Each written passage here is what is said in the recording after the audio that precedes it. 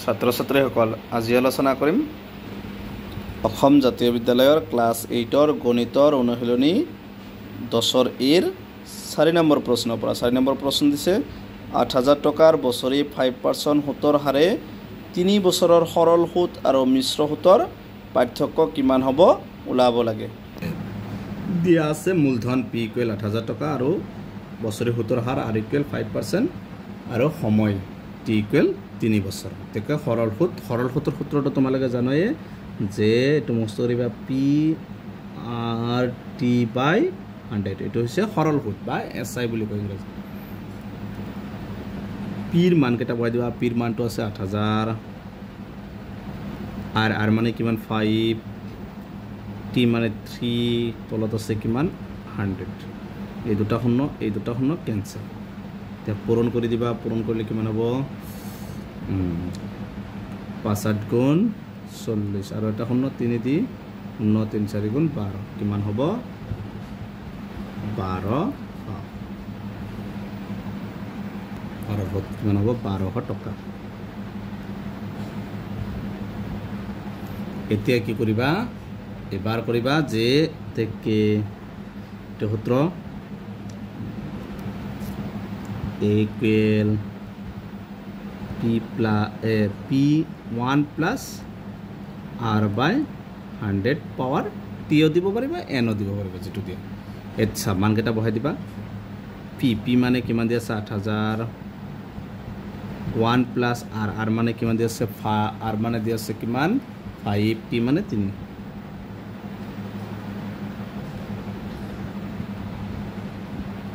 ওপৰত n মানে সময় মানে কিমান 3 বছৰ এতিয়া চাবা 8000 তাৰ পিছত লহাগুলো বা তলত হ'ব 100 লগত 1 পূৰণ কৰিলে 100 এটো অলপ আগত কৰিছো 4 নম্বৰটো একে 1 5 গুণ 5 পাৱাৰ 3 প্ৰায় একে 105 যোগ কৰিলে কিমান হ'ব 100 লগত 5 যোগ কৰিলে 105 তলত 100 চাবা এইবাৰ 8000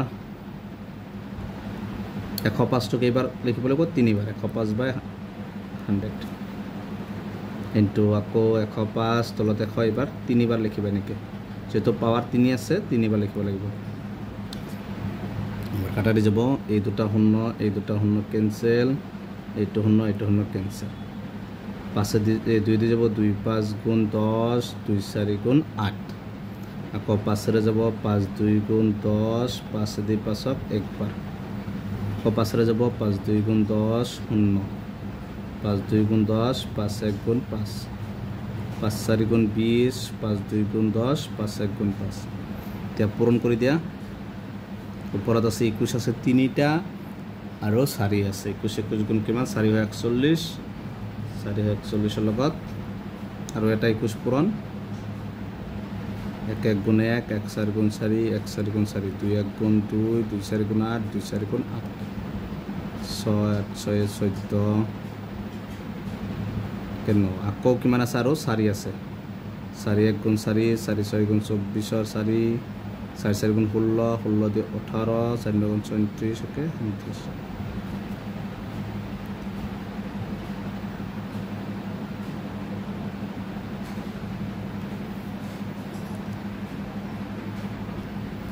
ইয়াত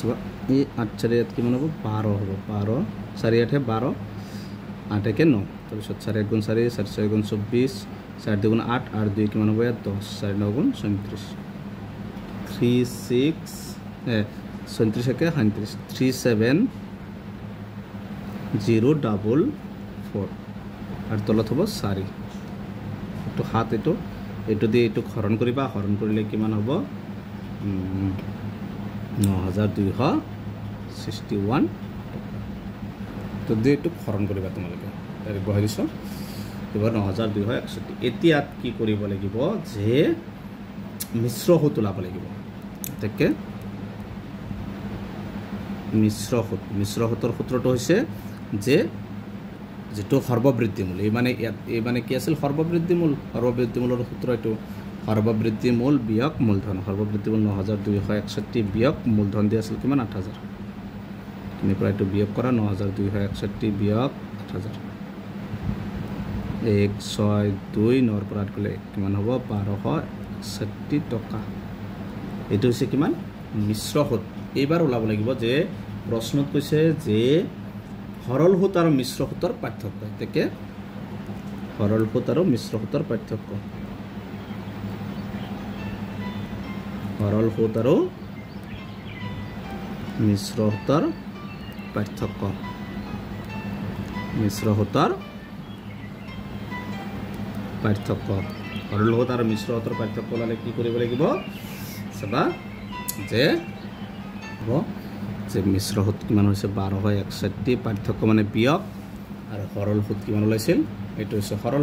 সুত কিমান 1200 বিয়োগ কিমান হ'ব পাৰ্থক্য মানে বিয়োগ 1200 বিয়োগ কৰা 1261 পৰা 12 বিয়োগ কৰিলে কিমান হ'ব 61 এইটো এনসাৰ